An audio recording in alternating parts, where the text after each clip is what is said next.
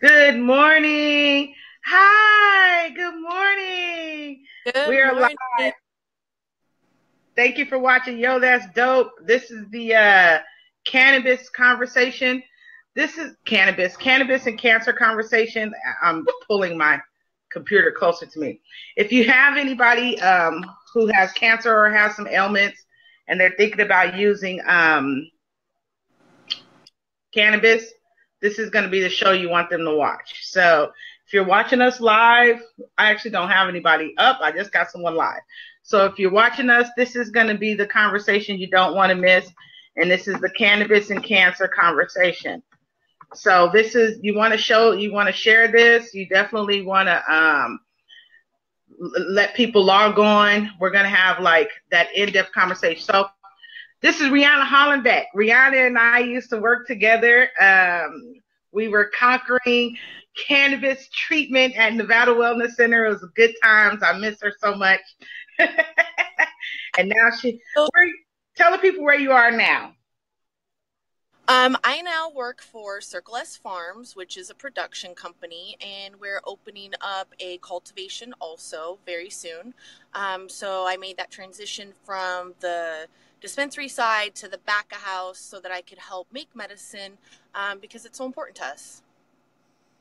And I appreciate that. It looks like Jessica's on and she is saying, "Hey ladies." I'm surprised she's even I'm surprised she's even up. Oh, I see it right there. I see her little comment. Cool. So, I want to just start with like basics and we'll just kind of ease people in. At Nevada Wellness Center, I'll just say at the center, we treat a lot of different ailments.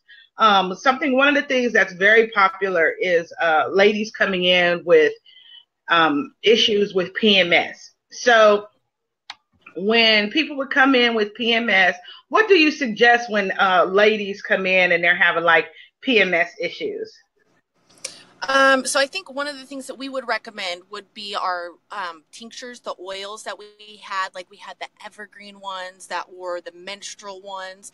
So we could use those on our tampons. We could actually apply them topically on your lower back, on the front of your back, or even taking cannabis internally to help ease that pain too. Good morning, Jessie. That's our little girl, Jessie. Good morning. Yeah, and typically for if you're suffering from cramps and it's like a regular thing for you, one of the things that you want to try is, like she said, they have a oil that you can just rub straight on your tampons. And then Remedy is one of the brands. They have a 20-to-1. So any place you can get a 20-to-1 or a 10-to-1 where it's really low THC and high CBD, that's going to help you with your cramps.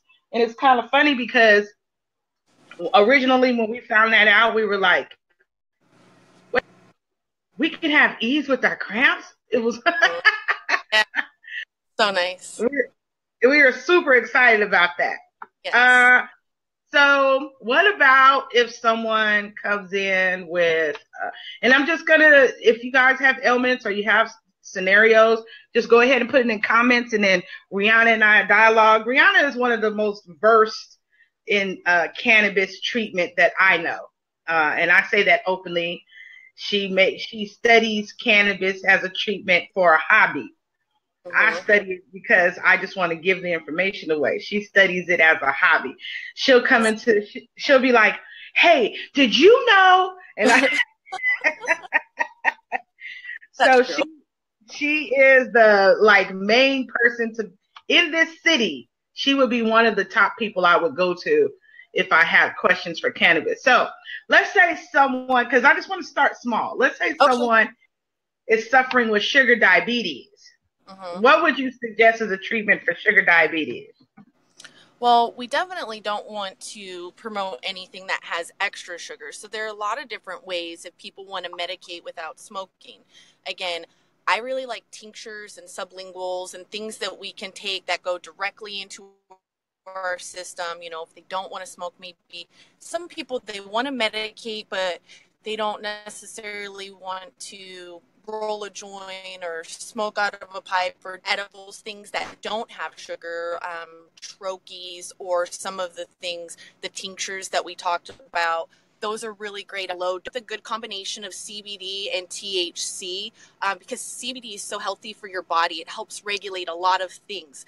When you use the two together, they work even better. So they're both great independently, even better together, in a partnership when you introduce them to your body together. So I think, we could tinctures, troches, and if they do want to smoke, they are more than welcome to smoke too. There's no sugar, there's no added, there's no negative to smoking. So we're really just trying to get the THC and the CBD in their body without any extra sugar. Ryu said the first thing he heard when he got on was tampons. What we were talking about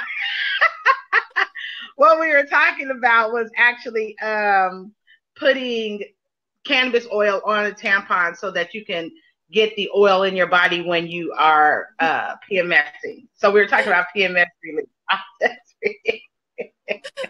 Sorry. That's funny. Ryu is another one of the guys from our team. It's a shame I had to go online to get my team back together. Oh.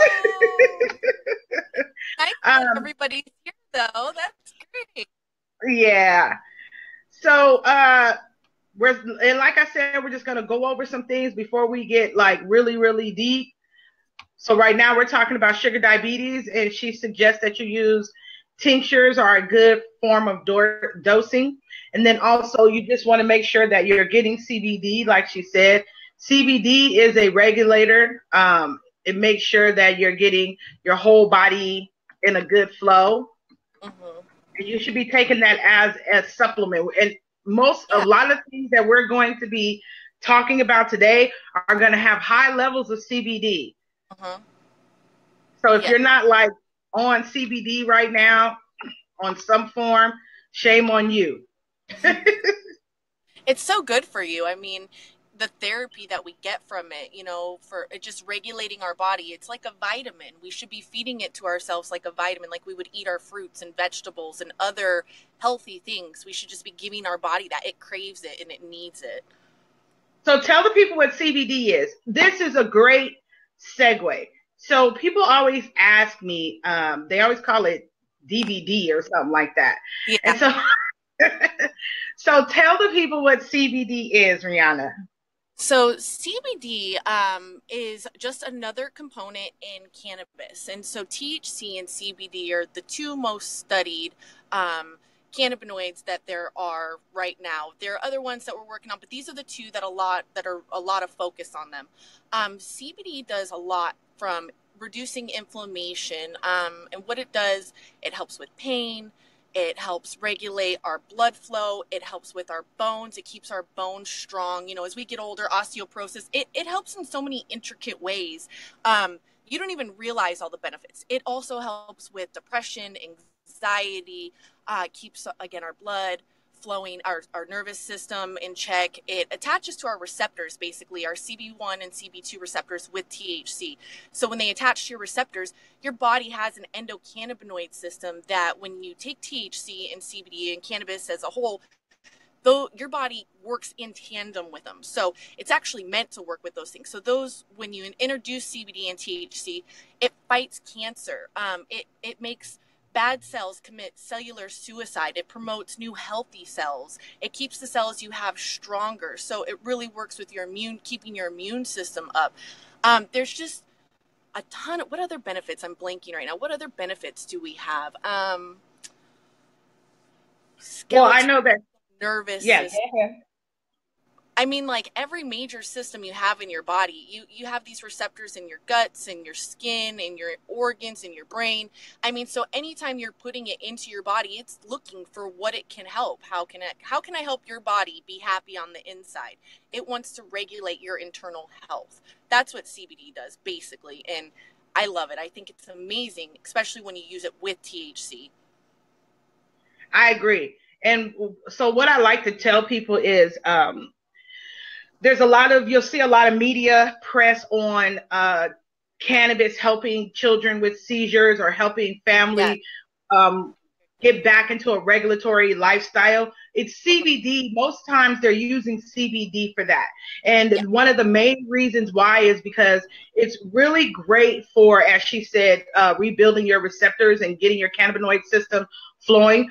But it's an anti-inflammatory and it's an antibacterial. So what happens is the more often you can get the CBD in your body, the better chances you have is just fighting off. It's like, I'm quoting Whoopi Goldberg all the time now. So Whoopi Goldberg says, cannabis is like penicillin, and we should be using it as often as possible to see what it can fix. Because when penicillin came out, they didn't know what all it could do, but they prescribed it for everything. We should be doing the same thing with cannabis, either THC or CBD. So Angel Butler says, I'm interested in learning more, maybe joining. I'll call you later. It's so amazing how far this came. Maybe joining what? Angel, let me know what you mean by joining, because I'm not petitioning anything.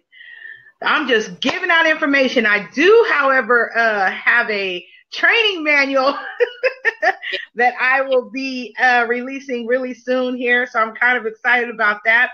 And in my training manual, I'll cover all of this. And a lot of vendors have pitched in for me to finish this training manual. I'm so grateful. So, it's important. What we all understand in this business is everybody needs the information. And so everybody wants everyone to succeed. That's why I just absolutely love the marijuana industry, because we're such a family and there's so camaraderie. So I told a couple of, you agree, huh? I absolutely agree. We build each other up. We are all here for the same thing. We want to help people. We want to make a difference. We want the education. We want to re-educate people. We're not just using pot and weed and those things, those stigmas that people have, and kind of going back. Sorry, I was thinking when you were talking about the CBD with neurodegenerative diseases. So us getting people that information, CBD helps with neurodegenerative diseases. So when you have Parkinson's or Alzheimer's or dementia and those things, it helps with those things. So it is so important for us to re-educate people so that they know they have healthy alternatives out there to help ease those concerns or those issues without having to sorry, my phone's dying, without having to use other pharmaceuticals that create negative side effects. I agree. Did you say your phone's dying? Yeah, I'm plugging in right now. Sorry. I had to run inside and plug. No, her phone can't die. No.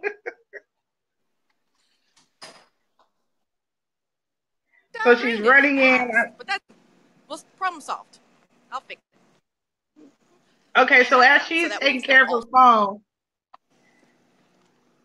did you go get your plug? I did. Okay, yay. Okay.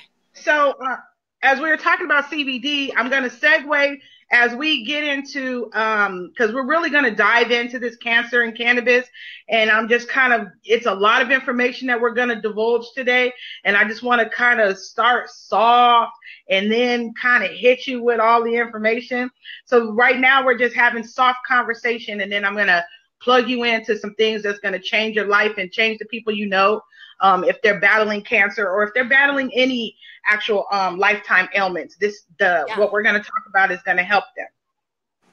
Okay, so explain terpenes, Rihanna. So there's a lot of conversation. I like to call people THC hunters, which probably isn't like a really nice thing, but we're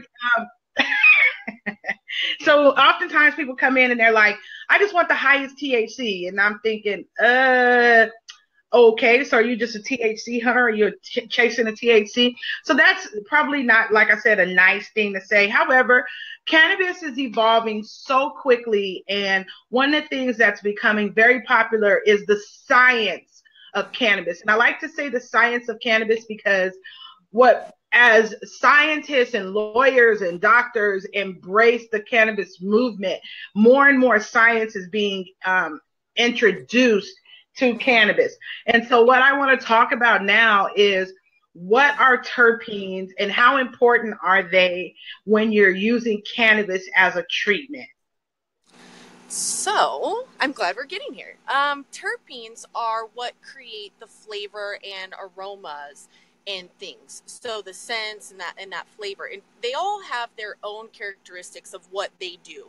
Most of them are helping us combat cancer in some way. They help with the effects of stress, anxiety. They can actually help with your appetite. There are ones that we could use to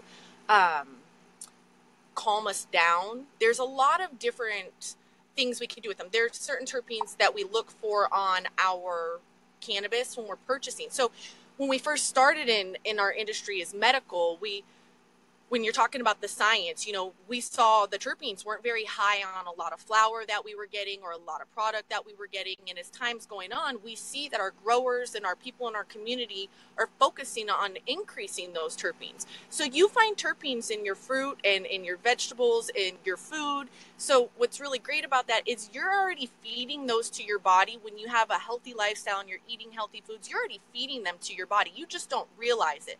I mean, cloves and lavender and essential oils, things, pepper, all of those things. There's just such a list of things that include terpenes. So each time you're eating, you're putting those in your body already. When you use cannabis with terpenes, it creates more of an entourage effect. You have cannabinoids and you have terpenes. So you're not just getting the benefit from the CBD and the THC, you're getting the benefit of all of these things. So we notice, like, when we talk about myrcene's a terpene, and it creates a calm effect. So myrcene does a lot of things. It actually thins out your brain barrier so that other things could pass through and be more efficient. So when you consume things that have high myrcene levels, you're helping your body in many ways. We have other terpenes, linalool, limonene, beta-carotene. Those things, all of those have specific things that they do. Some of them overlap. Like we notice that when we're looking for cancer fighting, limonene and linalool and myrcene and the beta-carotene, those are things we want to look for cancer patients. We want to make sure that they're getting those high terps, whether it be in flour or in their oils that they're taking. Whatever we're providing for them, we're looking for those things as well. We're not just feeding them THC and CBD, which we're trying to create that entourage effect so their cancer or their ailment, whether it be other than cancer, is getting hit, knocked down by a bunch of different things altogether, not just one.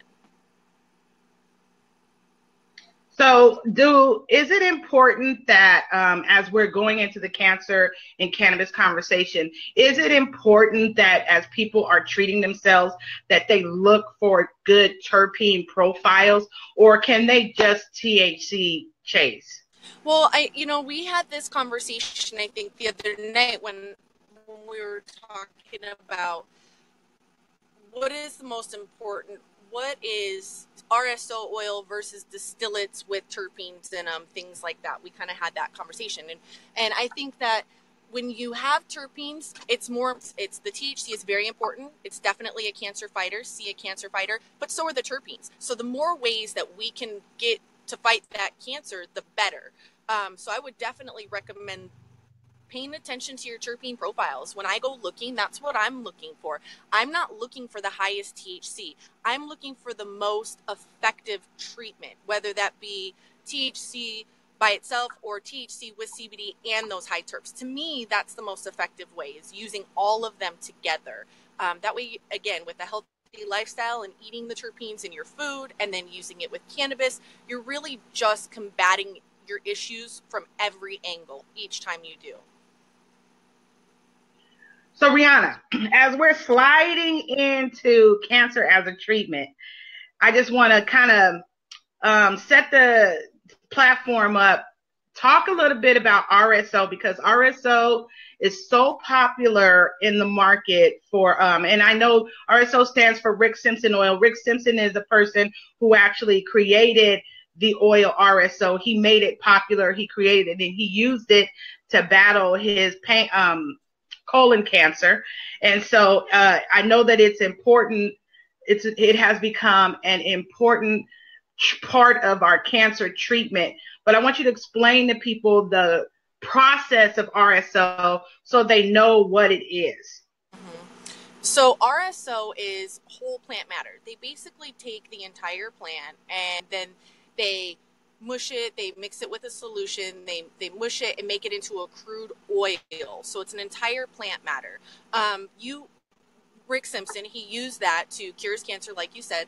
So the whole plant matter, which includes THC, CBD, terpenes, all the other cannabinoids that we haven't even touched on. Everything that's in that plant is brought down into a crude oil, and you use that, and you put it in your system. You sublingual, take it that way. You can, and then it goes into your system and starts fighting your cancer. That's one way that you can use, or that you have RSO as a treatment. There's also other types of oils that have more terpenes in it. RSO doesn't necessarily have the highest terpenes or anything like that. It is a crude oil, so you really just get whatever's in that plant. The quality of the RSO depends on the quality of the plant, because you're just changing the form of it basically and into an oil. Now with the other things that we use, like distillates or other sublinguals, things that we can actually infuse terpenes back into them. So not only do you have the THC, but you can also control the potency of those terpenes. You can say, you know, I really want this to be a powerhouse. I'm going to put a ton of myrcene or a ton of beta-carophylline. Whole plant profile to battle your treatments. And that's why RSO is so powerful. You were breaking off, so I kind of jumped in. There was some stagnant there. And basically, but what you were talking about is terpene enriched oil. So that was the last thing we heard. So can you kind of keep going into that? Yeah, so with the terpene enriched oils, you can control how much terpenes you put in there. So you can say, hey, you know, I want this to be really powerful, and I'm going to put a bunch of beta-carophylline or a bunch of linalool or a bunch of limonene in order to help with the cancer. So you can control the amount that you're putting in there when you reinfuse them, which is awesome. Which is super awesome. So one of the things that we've had a few patients come into the store that are battling cancer, and originally we were like, get the RSO oil. Not that we don't still do that. We absolutely still suggest people to get RSO oil, and then also a CBD oil. But then also we've learned to kind of hone in on the terp profile that we know battles cancer. And when you're able to do that, when the producers are giving you terpene enriched products, it becomes easier to battle the ailments that are presented in front of us. So this is why we are so terpene conscious. It's even though we've moved into a recreational business, and this is going to be nationwide, actually worldwide. So even though we've moved into a recreational business, that does not take away for cannabis being medicine, or the ability for cannabis to be used as medicine. So because we have decided that this is our lifestyle and this is where we're going, and cannabis absolutely is an alternative treatment, we've had to learn the terpenes that will help us in fighting these ailments. And so terpene enriched oil can be as good as RSO oil.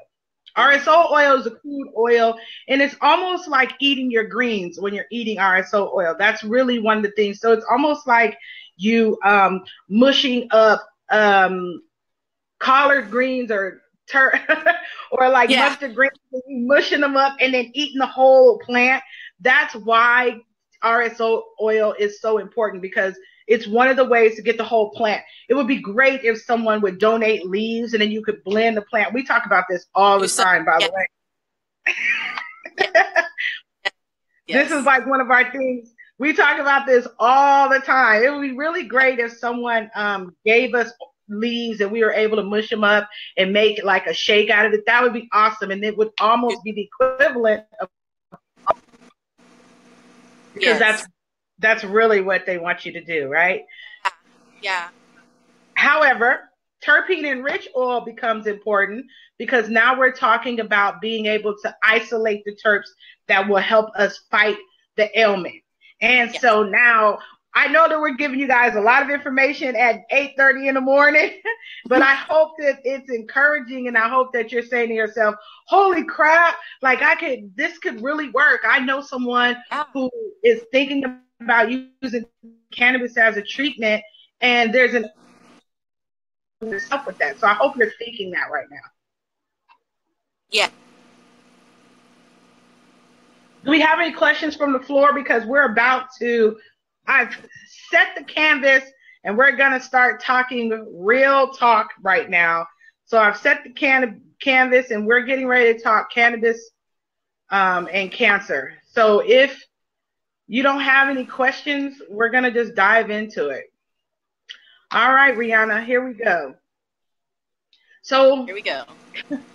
I know this is so crazy. I'm a little nervous about it. I'm like, here we go. Here we go. So you and I have had a lot of conversations, and we've been in business together for 2 years, you and I, and we've worked in cannabis. Turn this down. We've worked in cannabis for 2 years, and we have seen so many people that have chosen cannabis for their health. New patients, and our demographics have roughly been about 35 to 65. That's typically the demographics that we've seen. I think that people would be surprised that it's not as many people just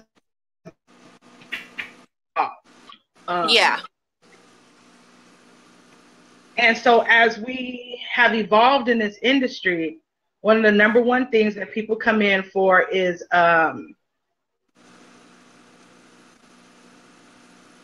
cancer. Yeah. And so tell me, because there's so many different forms of cancer, tell me, when a patient comes in, what's one of the first recommendations that you have for them? The phone, it cut out a little bit. So when they come in with cancer, what's the first recommendations? Is that what you said? Yes. What's one of the first recommendations? Well, first, the first things first, everyone's treatment is very different. So we need to find out what their cancer is. We need to find out what their needs are. We want to know how they're going to consume. We want to ask them questions. We want to make sure that their treatment is tailored to them. We don't want them to be uncomfortable. We don't want them to get discouraged. We don't want them to give up, because we know that this helps. And even since July, when we went recreational, we have had so many people that have come in as medical patients that just don't have a medical card. They're just doing it from the recreational side. Or, they weren't quite sure. Maybe, they just didn't have the money to get the card, or whatever the case was. But we've gotten so many new patients since July. So typically, I like to find out what's going on with you. Let me help you by finding out the details. And then when we do, a lot of times it ends up being, because like you said, some of the demographics with people being, over in the older area, they don't want to smoke, and they want to use they want to use things internally, tinctures and oils. And so I like to always make sure that we're doing both CBD and THC. I think that getting them on an RSO or a distillate with those good terpenes, just breaking them in really slowly. This is very powerful stuff. We're going from 0 to 60 real fast when we're putting oils in their bodies if they're not already living this lifestyle or consuming. So the most important thing is setting an expectation for them with these oils. Hey, this is how this works. You can't overdo it. You have to be very cautious. But making sure that the THC and the CBD are in a good ratio together so that they're getting the therapy of both. Because again, both independently, very powerful, together, extra powerful.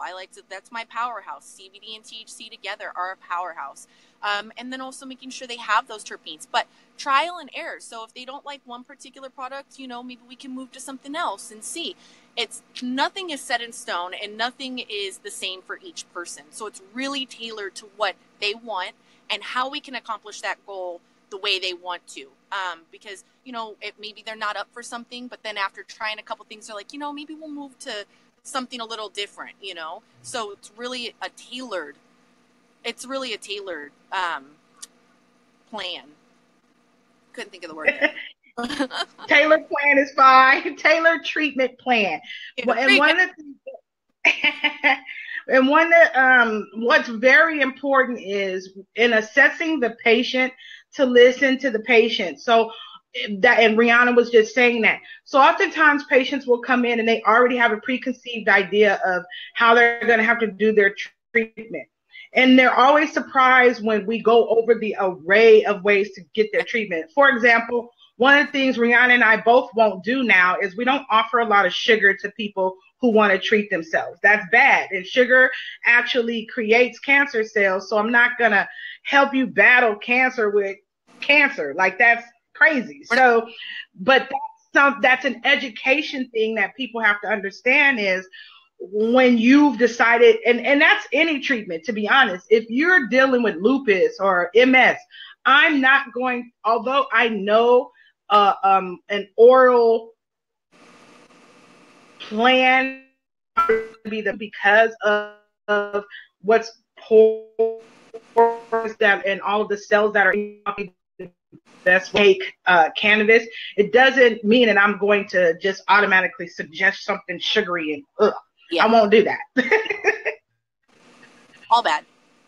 So, which means I love to have this conversation because I'm surprised that there are other oils and tinctures that you can actually take orally. And Troches, which is actually a patent brand, Troche is one of the first patent cannabis products. And you can actually use that orally. And so I think it's important that people understand that the cannabis has grown so large that you have so many different ways to dose. Yes. You don't have to smoke. Yes, exactly. As a matter of fact, smoking is one of the last ways that you can take it. Like, I smoke and I vape. I use oil every single day. I very rarely smoke. I only smoke when I'm sitting at home because it's such a, there's so much prep into smoking. Yeah. You know, so there's other ways to get your cannabis. Yeah. Discreet ways. And what's nice about, like you're saying, there's discreet ways. So you don't have to feel uncomfortable, because I know while we're re-educating people about how amazing cannabis is, there's still a stigma. And there are people out there who are still like, I'm not quite sure. So these are more discreet ways that they could utilize this medicine without having to feel that judgment or feel uncomfortable for any reason, whether it be with their friends or family or anybody. They don't have to worry about that. They could utilize it. They can keep it private. They don't have to worry about, maybe smelling like weed or anything like that. There's a lot of ways to medicate. And actually, cannabis comes in capsules, but you rarely hear us say that you can get it in capsules, just specifically because we kind of feel like we're trying to get people out of popping pills, that comfort of popping pills. So very rarely do you hear someone say, oh, you can get cannabis in capsules. I just think as an industry, we're all just kind of uncomfortable with popping pills because of the association that comes with it. However, if taking capsules is an easier way for you, you can actually get cannabis in capsules. I know a couple of brands who have mastered that. That's Remedy and Kif. Those two I know have great capsules. And I would recommend those. Okay, so now canvas for what would be a basis treatment. Assess the patient is what we just went over. Assessed our patient. What's the second thing that we're going to do when we have a patient that comes in and is choosing cannabis for their treatment?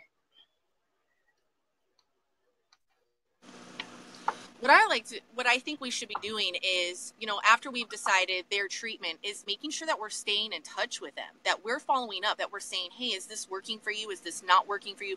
We're actually building a relationship to care for their health, to help them care for themselves.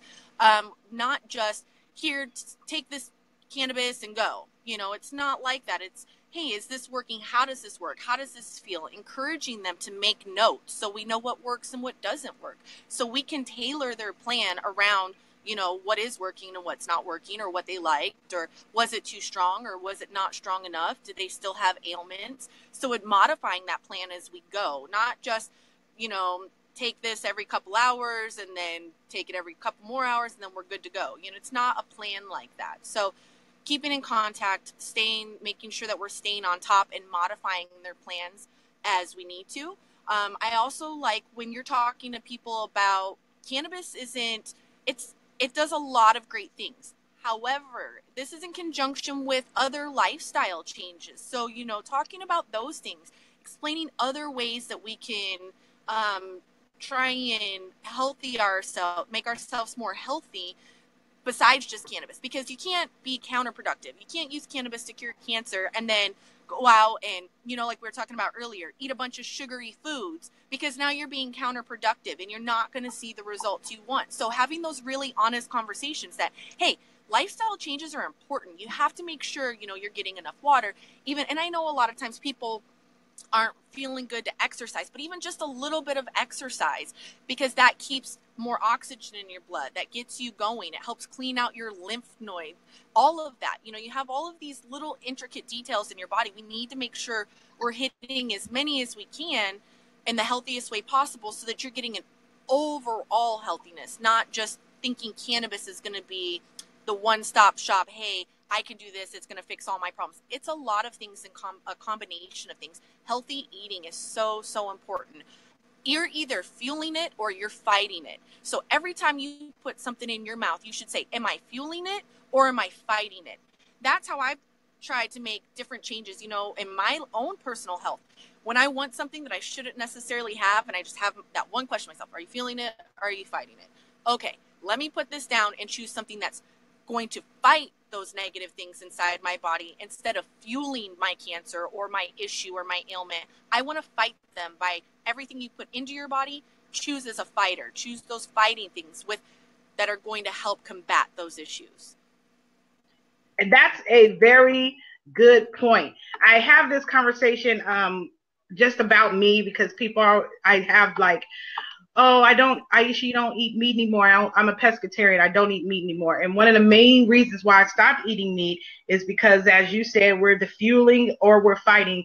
And this is just ailments in general. I decided that I went to go see my cousin in Oakland, and she was telling me all the problems that meat was having, all the problems she was having from eating meat. And I was having a conversation with her, and I decided, you're right. It's just not, my digestive system shouldn't be having to operate that hard to digest food. I'm just not going to do that anymore. I'm not going to put my internal organs through that. And then it's helped me become a better advocate for better health in the store. So if someone comes in and, I've been seeing a lot of lupus patients. That's why I keep saying that.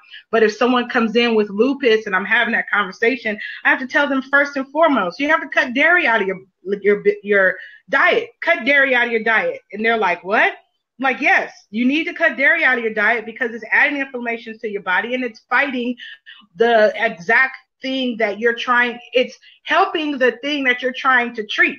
So like, yes, it's fueling it. And so little things like that will help your body get into a space where you are creating a good body to fight.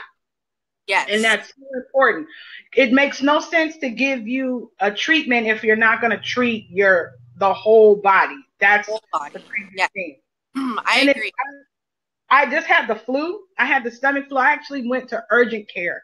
I haven't been to urgent care in like 2 years. I went to urgent care. I left the store Wednesday and went to urgent care because I just really wasn't feeling good. And I had the stomach flu.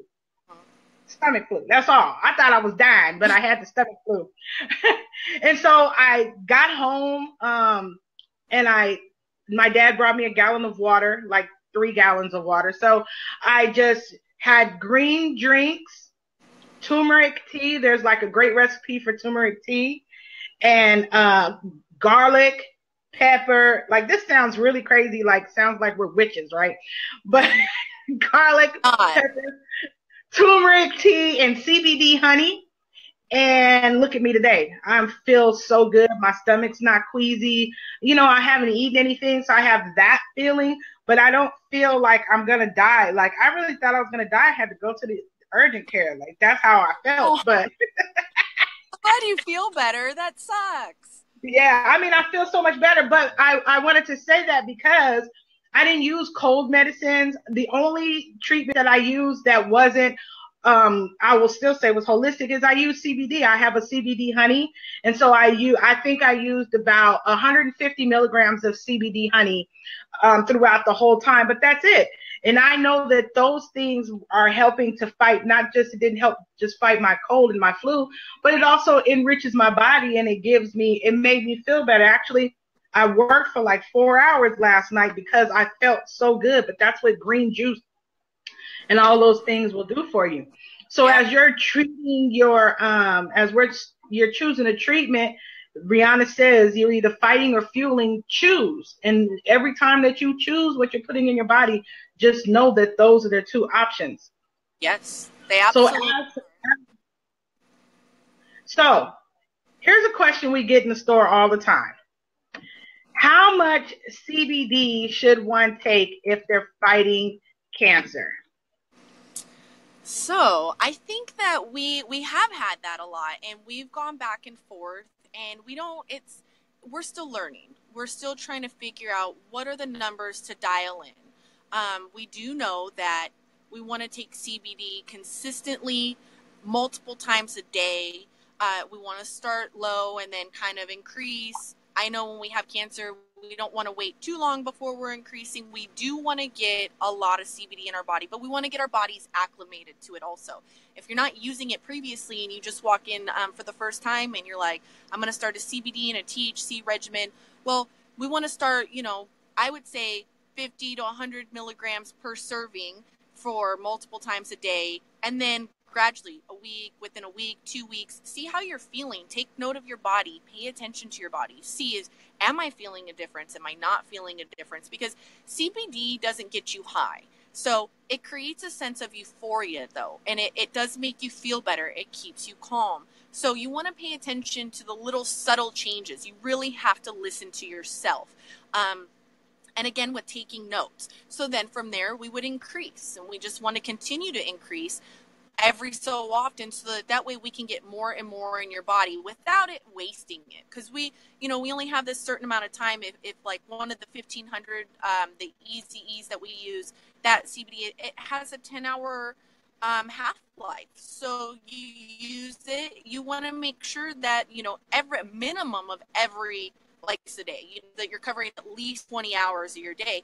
But I was taking it 4 times, staggering that though, so that way your body is always taking it and using, you just dumping a whole bunch in and then it wasting it like a vitamin. Your body doesn't use all the vitamins and then you just pass it. Well, we don't want to do that with CBD. We want our body to absorb it all and use it. So taking it in multiple sittings, throughout your day is the best way, and then increasing over time is the best way. I did hear that it could take up to 7,000 milligrams per week, which is initially, but I have heard I've read studies, things like that, where we need to start getting in the thousands per. I mean, if you're taking several hundred milligrams a day, and again, that's for one particular case. Everybody case is different. So what I might need might not be what the other person needs. Maybe my ailments are worse, so I have to take more, and somebody else's ailments aren't quite as bad, so they don't have to. Again, it's a very tailored program, and you have to really pay attention to your body. You're the one that's going to tell us exactly how you're feeling, and we can decide, again, from your notes and from those consultations that we do each time, this is working, we need to move this, we need to adjust this. Again, just tailoring it. So it's important that if you're a patient and you're thinking about using cancer as a treatment, it's important that you know that this is a working treatment with you and your cannabis specialist, that you two are working together to find a treatment that works best for you. And I like to tell people that if you're taking CBD as a treatment and you're, taking CBD as a supplement, you don't need more than 50 milligrams a day. If you're going to take it as a supplement, you won't need more than 50 milligrams a day. If you're going to take it to treat an ailment, you want to start, as Rihanna said, at 100 milligrams a day, and then work yourself up to that. Work yourself up from there. And if you're and I find, and again, we're just using information that we've gained from being in the industry and treating people.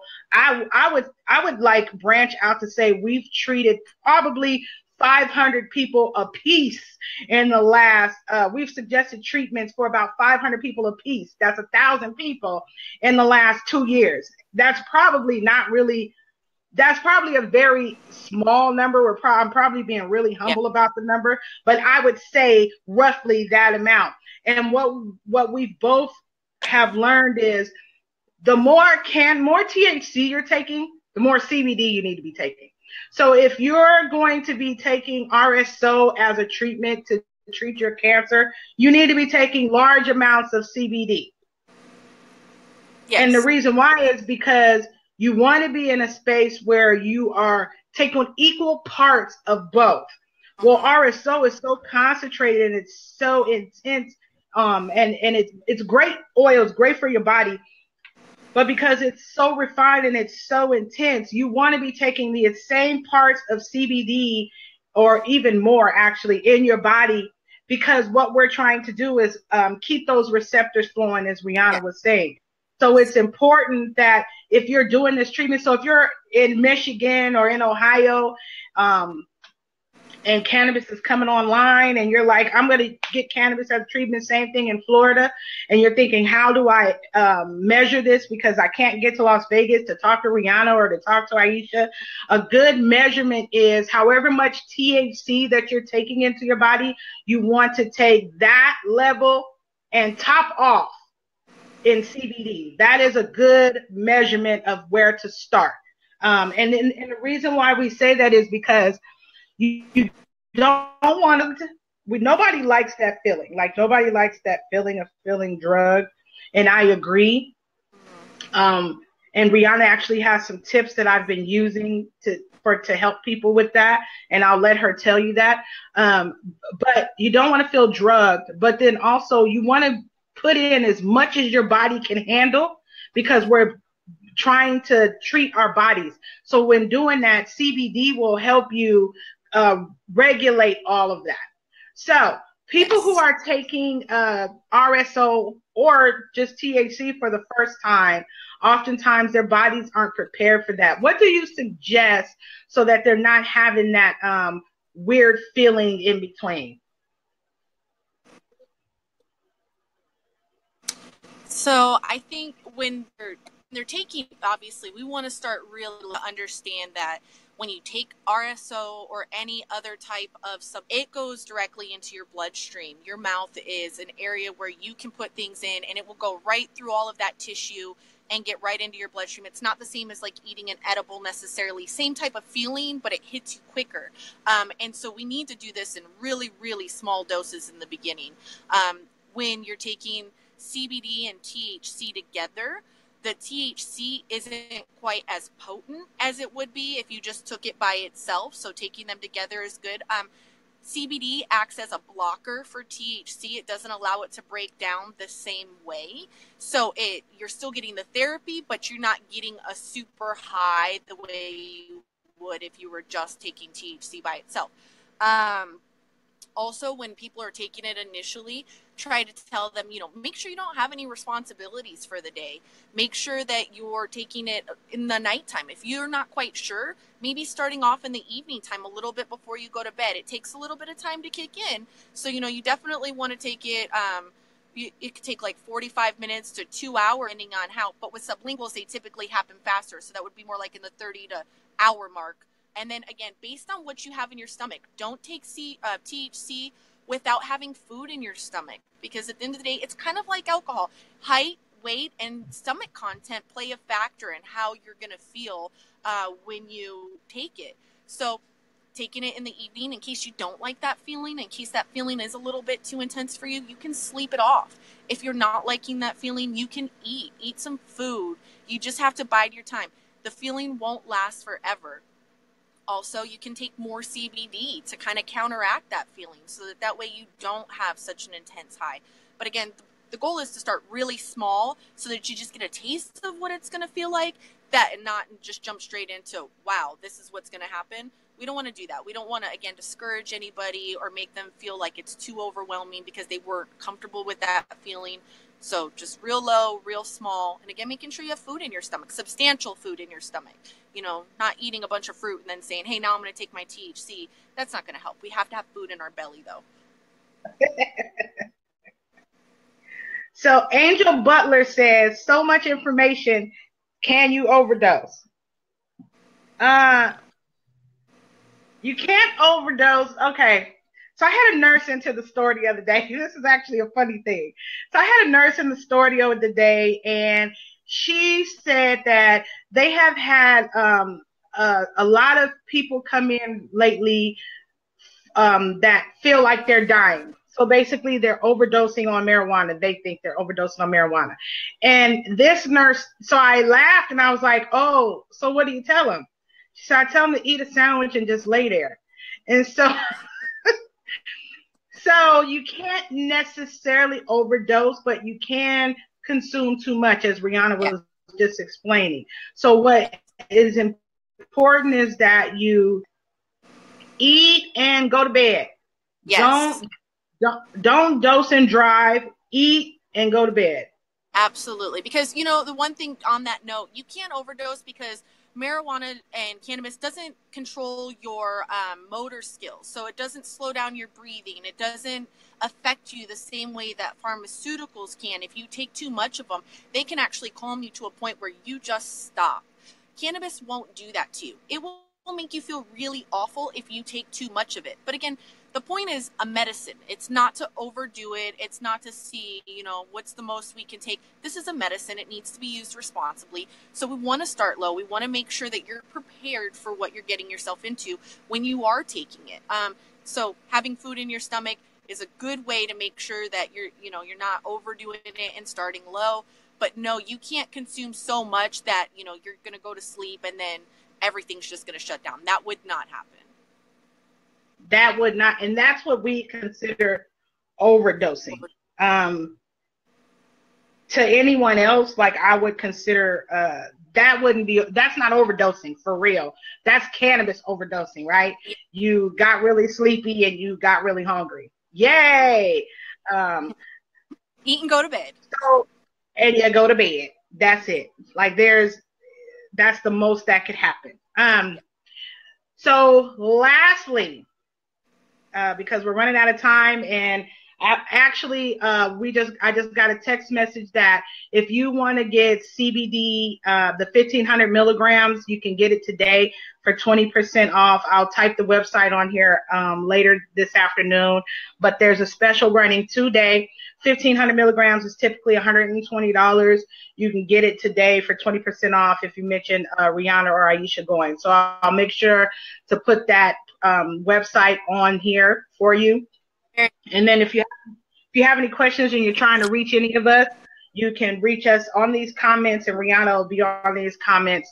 And I'm sure she'll take your friend requests because she's really big on making sure you get the information. Absolutely. So lastly, as we are, you're using cannabis as your treatment, we want to make sure that you do one very, very important thing. And I know this is going to sound so crazy, and people are like, what is it? I got my book. Well, that's the whole thing. You need to keep a diary. That's the most important thing that I can tell you this morning about using cannabis as a treatment. And this is for any ailment. But if you're using cannabis as a treatment, you want to keep a cannabis diary. This is, to be honest, even if you're using it every day and you're just a cannabis user, I'm sure you're actually using it I don't think anyone is just smoking to get high. I think most people, whether they believe it or not, are self-dosing for one thing or another. I've just come to that terms. But if you're using cannabis, period, you need to keep a cannabis diary, because what that'll help you do is it'll help you be more aware of what strains or what products you like and what you don't like. So that's if you don't take away anything from this conversation today, because we did give you a lot of information, as Angela Butler said, and good morning, Amber. Thank you for watching. I don't want to not miss that.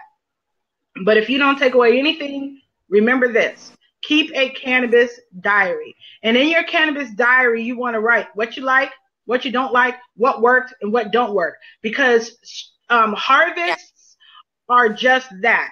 So I explain this to people that what happens in marijuana industry is harvesting is like any other garden. You know how avocados are out of season, so is some strains. Some strains don't grow every season. So because of that, you might get accustomed to a strain and get into a store and they don't have it and it was working for you. Well, most importantly isn't what the plant was working for you, it's the profile of the plant that was working for you. So if you keep track of what's working and what's not working, the cannabis specialist can tailor another program for you based on the profile of what was working. Yeah.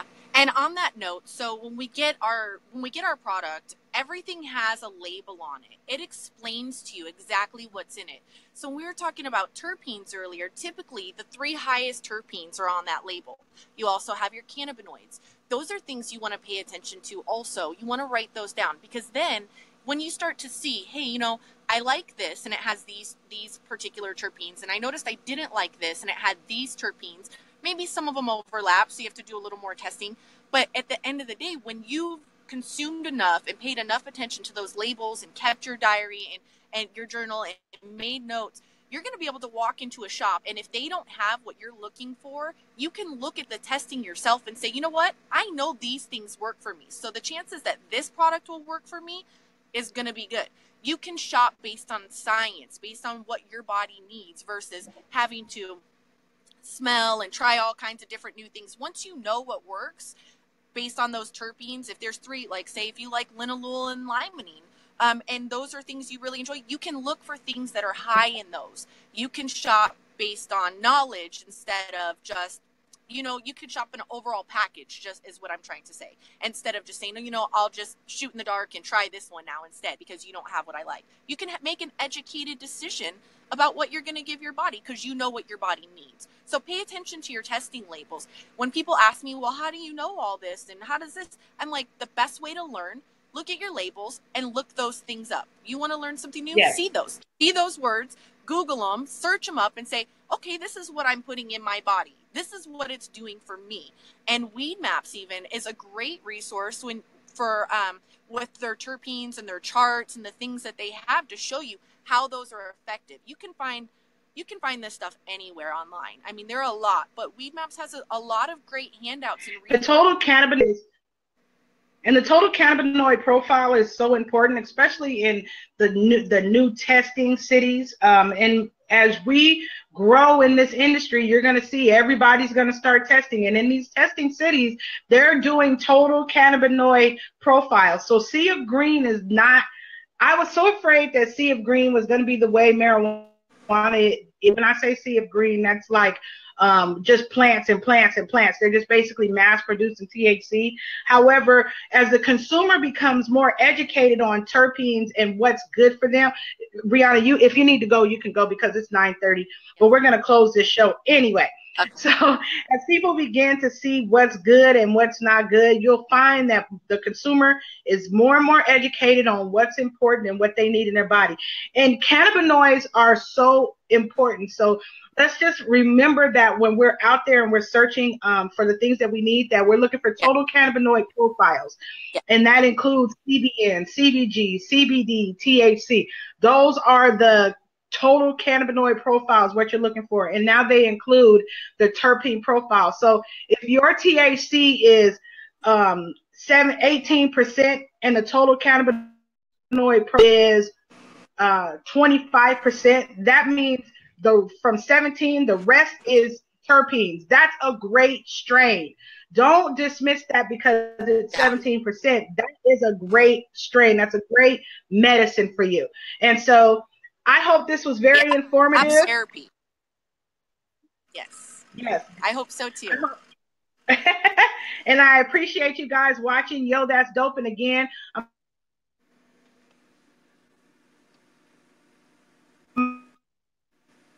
I'm losing you. No, I'm losing you. Sure that we use and when we're giving people treatment. So I'm going to post a website on there. If you get it in this week, you can get 20% off if you use Rihanna and I name. So I'll post that information on the website. And again, I don't know anybody on the market that has 1,500 milligrams, which means one full tincture is 50 milligrams. And that's so powerful. And I don't know anybody on the market that sells this. So I'm only endorsing it, number one, because I believe in it. Number two, because I can control it. Yes. We can control the product. We can control how it's made, what it looks like, what it tastes like. And that gives us power and authority, and it makes us comfortable in saying this is a product to use. So I will make sure that I post that information, and I appreciate my partner for giving us the okay to offer 20% off on this show.